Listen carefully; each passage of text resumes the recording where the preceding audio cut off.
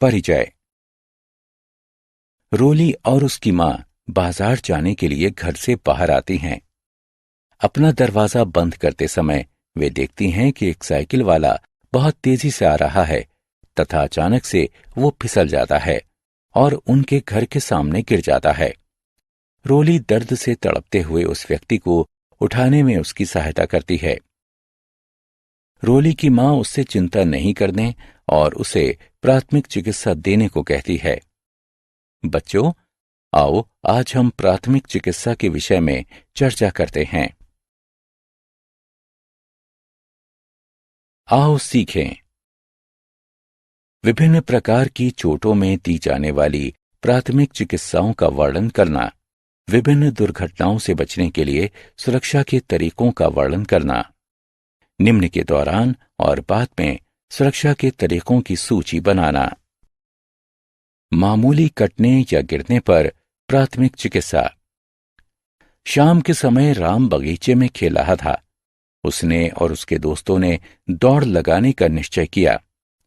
राम और उसके दोस्त एक रेखा खींचकर खड़े हो गए और सीटी बजने पर दौड़ना शुरू किया। अचानक राम ने अपना संतुलन खो दिया और वो गिर गया। उसके हाथ पर चोट लग गई जिससे खून निकलने लगा। आपने इस तरह की स्थिति अवश्य देखी होगी। अगर आप हल्का सा कट जाते हैं तो चिंता करने की कोई बात नहीं। हल्का सा कट जाने पर खून निकलना अपने आप ही बंद हो जाता है। अगर ऐसा नहीं होता है तो घाव को साफ रुई या तौलिए से तब तक दबा कर रखें जब तक कि खून निकलना बंद नहीं हो जाता है। गुनगुने पानी में डिटॉल या सेवलॉन की कुछ बूंदें डालकर घाव को साफ करें। घाव वाले भाग को पूरी तरह से सूखने दें। घाव पर जीवाणुनाशक क्रीम लगाएं और पट्टी बांधें। नाक से खून बहने पर प्राथमिक चिकित्सा। नाक से खून बहना प्रायः बच्चों में होता है, लेकिन कभी कभी ये वयस्कों में भी होता है। नाक से खून बहने पर आरामदायक अवस्था में थोड़ा सा आगे की तरफ झुककर बैठें। नाक के नीचे के मुलायम भाग को 10 मिनट तक दबा कर रखें। ठंडे गीले कपड़े को नाक के नथनों यानी छेदों पर रखें। एक बार जब खून बहना बंद हो जाए तो 24 घंटे तक नाक को न रगड़ें। यदि खून बहना बंद नहीं होता है तो डॉक्टर को बुलाएं। हड्डियों की चोट के लिए प्राथमिक चिकित्सा। रोहन सुबह की सैर के लिए गया था। वो असमतल जमीन पर फिसल गया और उसके पैर में मोच आ गई। मोच, हड्डी टूटने आदि में तुरंत उपचार करना आवश्यक होता है। इस तरह की चोटों में घायल भाग को जलाना नहीं चाहिए। इस तरह की चोटों में बाद में और अधिक चोट लगने से बचाने के लिए खपच्चियों या मुड़े हुए अखबारों का प्रयोग करें। चोट वाले स्थान पर ठंडे पैकेटों या कपड़े में बंधे हुए बर्फ के टुकड़ों को लगाएं। जब तक चिकित्सीय सहायता न मिले तब तक घायल व्यक्ति को लिटाए रखें या आराम से बिठाएं। मोच लगने पर राइस एक त्वरित उपचार है। राइस में आर का तात्पर्य रेस्ट यानी आराम से है, अर्थात शरीर के चोट वाले भाग को आराम देना। आई का तात्पर्य आइस यानी बर्फ से है, अर्थात चोट वाले भाग पर बर्फ या ठंडे पानी को लगाएं। सी का तात्पर्य कंप्रेशन यानी दबाव से है, अर्थात सूजन को कम करने के लिए एक इलास्टिक वाली पट्टी बांधें। ई का तात्पर्य एलिवेशन यानी ऊंचाई से है, अर्थात घायल हुए भाग को ऊपर की ओर रखें। मामूली जलने पर दी जाने वाली प्राथमिक चिकित्सा। सीमा दूध गर्म कर रही थी। दूध का बर्तन उसके हाथों से फिसल गया और गर्म दूध छलककर उसके हाथ पर गिर गया। उसके हाथ पर जलन वाला घाव हो गया है। जलन वाले घाव 3 प्रकार के होते हैं: प्रथम श्रेणी, द्वितीय श्रेणी और तृतीय श्रेणी। जलन वाले घाव सामान्य रूप से आग, बिजली के तारों और रसायनों से होते हैं। जले हुए भाग की जलन को कम करने और त्वचा की क्षति को कम करने के लिए सभी जलन वाले घावों का उपचार किया जाता है। प्रथम श्रेणी के जलन वाले घावों में प्रभावित भाग से कपड़े को निकाल दें और उस पर ठंडा पानी डालें। तेल या मक्खन नहीं लगाएं। सूखने के बाद प्रभावित भाग पर जलन से बचाने वाला जेल या क्रीम लगाएं। अधिक जलने पर दी जाने वाली प्राथमिक चिकित्सा। जब ऊतकों को होने वाली क्षति बहुत अधिक होती है तो ये अधिक जलन वाले घावों की श्रेणी में आते हैं। अधिक जलन वाले घावों की अवस्था में द्वितीय और तृतीय श्रेणी के जलन वाले घावों के लिए तुरंत चिकित्सीय सहायता लें। प्रथम श्रेणी वाले जलने वाले घावों के लिए निर्देशों का पालन करें। अधिक जलने वाले घाव क्या करें और क्या ना करें। अधिक जलन वाले घावों की अवस्था में क्या करें और क्या ना करें। जले हुए भाग को खुला रखें। सभी प्रकार के जलन वाले घावों में प्रभावित भाग की जलन को कम करने के लिए ठंडा पानी डालते रहें। प्रभावित भाग पर बर्फ का पानी न डालें। जले हुए भाग पर बर्फ न रगड़ें। तेल या मक्खन न लगाएं। चिपके हुए कपड़ों को न हटाएं। कीड़े का डंक। कीड़े के काटने और डंक से त्वचा में तुरंत जलन प्रारंभ हो जाती है। चींटी के काटने और मधुमक्खियों और भंवरों के डंक से भयंकर दर्द होता है। एक सीधी धार वाली वस्तु को डंक के आसपास रगड़कर डंक को निकालें। उस भाग को साबुन और पानी से हल्के धोएं। डंक वाले भाग पर कपड़े से लपेटकर बर्फ को रखें। क्रीम लगाएं जिससे कि जलन वाली खुजली कम हो जाए।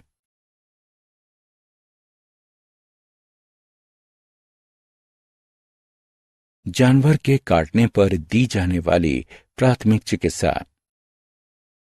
जब जानवरों को उकसाया जाता है या वे खतरे में होते हैं तब वे हमला कर देते हैं।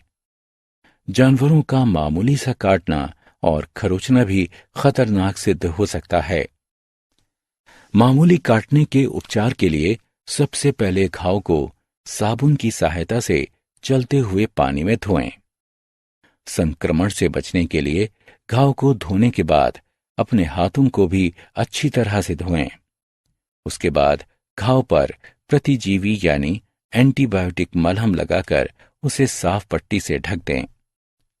टिटनेस से बचने के लिए तथा आगे के उपचार के लिए डॉक्टर से सलाह लें। क्षतिग्रस्त त्वचा होने पर डॉक्टर से सलाह अवश्य लें।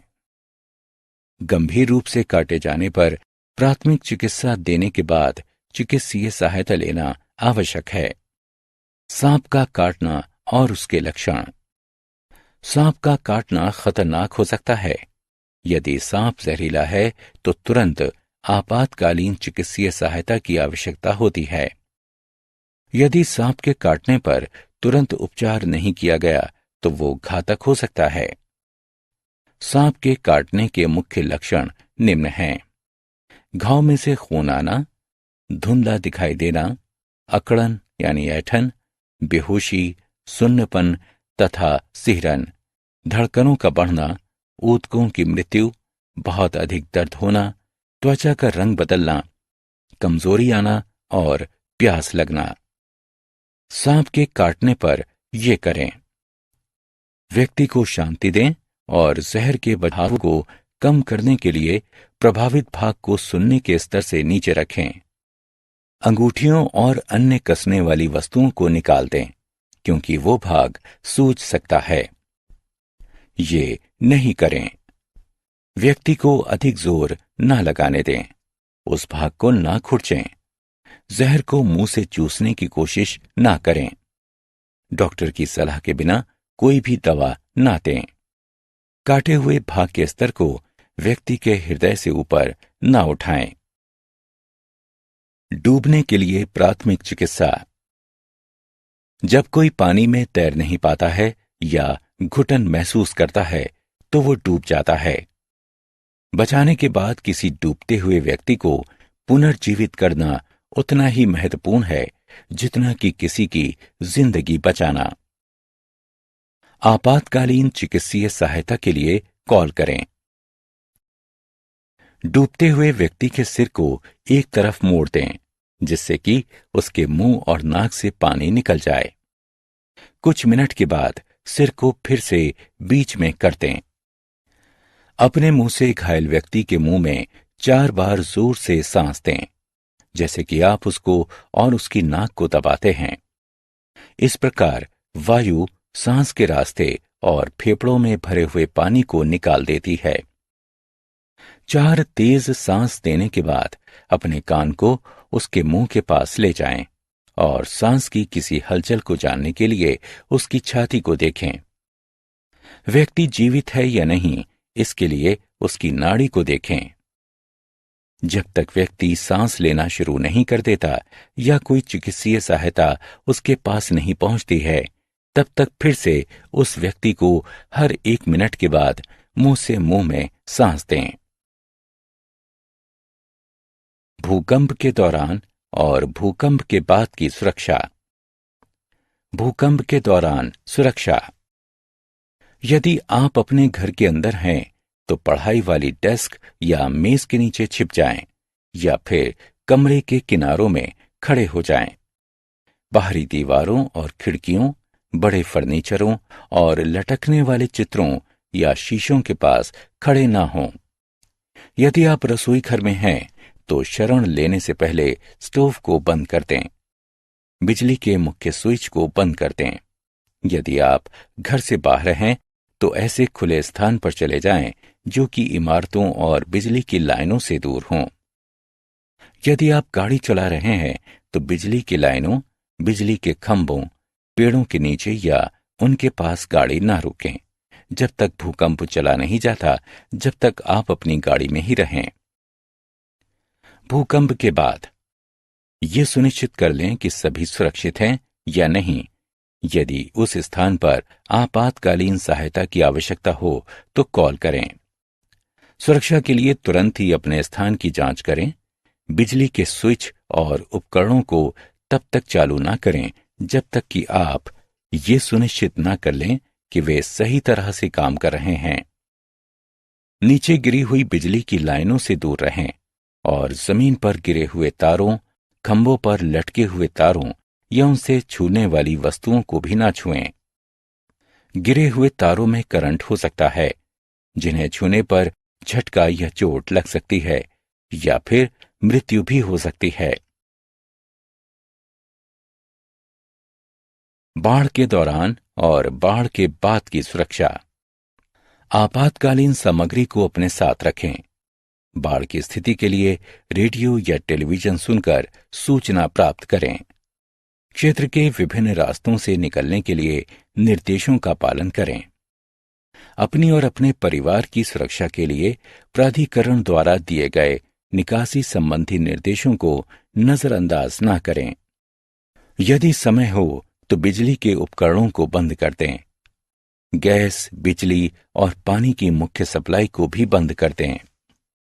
यदि आप गीले हों या पानी में खड़े हों, तो बिजली के उपकरणों को ना छुएं। बाढ़ के पानी का प्रयोग करने से बचें, क्योंकि वो कच्चा मलमूत्र, हानिकारक जीवाणु या टूटी हुई बिजली लाइनों से निकलने वाला विद्युत प्रवाह से युक्त हो सकता है। केवल तभी घर वापस लौटें जब उस जगह को सुरक्षित घोषित कर दिया जाए। जूते और दस्ताने पहनकर घर को साफ करें। बाढ़ के संक्रमित पानी का नहाने, धोने और खाना बनाने में प्रयोग न करें। बाढ़ के अधिक पानी से लगने वाली चोटों से बचें। बाढ़ के पानी या संक्रमित वस्तुओं से होने वाली बीमारियों से बचें। पीने, खाना बनाने और व्यक्तिगत स्वच्छता के लिए साफ, उबला हुआ या कीटाणु रहित पानी का प्रयोग करें। जो भोजन बाढ़ के पानी के संपर्क में आया हो, उसे फेंक दें। चक्रवात के दौरान और चक्रवात के बाद की सुरक्षा। चक्रवात के दौरान सुरक्षा। चक्रवात आने पर सभी बिजली के उपकरणों को बंद कर दें। वर्तमान स्थिति जानने के लिए रेडियो द्वारा संपर्क में बने रहें। इमारत के सबसे मजबूत भाग में घर के अंदर रहें। निकासी और आपातकालीन किटों के साथ हमेशा तैयार रहें। यदि इमारत में दरारें आनी शुरू हो जाएं, तो स्वयं को बचाने के लिए रजाइयों, गलीचों या कंबलों को लपेटकर मजबूत मेज या बेंच के नीचे छिप जाएं। चक्रवात के बाद सुरक्षा। जब तक बाहर जाना सुरक्षित घोषित न कर दें, तब तक बाहर ना जाएं। यदि बिजली के उपकरण गीले हों तो उन्हें चालू ना करें। स्थानीय रेडियो पर दी जाने वाली आधिकारिक सूचनाओं और सलाहों को सुनें। यदि आपने प्राधिकरण द्वारा दिए गए निर्देशों के बाद घर छोड़ दिया हो, तो तब तक घर वापस न लौटें जब तक आपको वापस आने की सलाह न दी जाए। बिजली की गिरी हुई लाइनों, टूटी हुई इमारतों और पेड़ों से सावधानी बरतें और बाढ़ के पानी के पास ना जाएं। हमने क्या चर्चा की? मामूली कट जाने पर घाव की सफाई करने के बाद उस पर जीवाणुरोधी क्रीम लगाएं और पट्टी बांधें। नाक से खून बहने पर आरामदायक अवस्था में थोड़ा सा आगे की तरफ झुककर बैठ जाएं और नाक के नीचे के मुलायम भाग को 10 मिनट तक दबा के रखें। राइस, आराम, बर्फ, दबाव तथा ऊपर की ओर रखना हड्डियों की चोट और मोच के लिए दिए जाने वाले तुरंत उपचार के आधारीय तत्व हैं। सभी प्रकार के जलने वाले घावों के प्रभावित भागों पर जलन कम करने के लिए ठंडा पानी डालें। तेल या मक्खन कभी ना लगाएं। द्वितीय और तृतीय श्रेणी के लिए तुरंत चिकित्सीय सहायता लें। प्रथम श्रेणी जलन के घावों के लिए निर्देशों का पालन करें। कीड़े के काटने पर एक सीधी धार वाली वस्तु को डंक के आसपास रगड़कर डंक को निकाल दें। उस स्थान को साबुन और पानी से हल्के से धोएं। जहरीले सांप के काटने पर तुरंत आपातकालीन चिकित्सीय सहायता की आवश्यकता होती है। यदि सांप के काटने पर तुरंत उपचार नहीं किया गया तो ये घातक हो सकता है। मुंह से मुंह में सांस देना डूबते हुए व्यक्ति में सांस की प्रक्रिया को पुनर्स्थापित करता है। भूकंप, बाढ़, चक्रवात और अन्य प्राकृतिक आपदाओं के दौरान हमेशा आपातकालीन किट तैयार रखें और प्राधिकरण द्वारा दिए गए निर्देशों का पालन करें।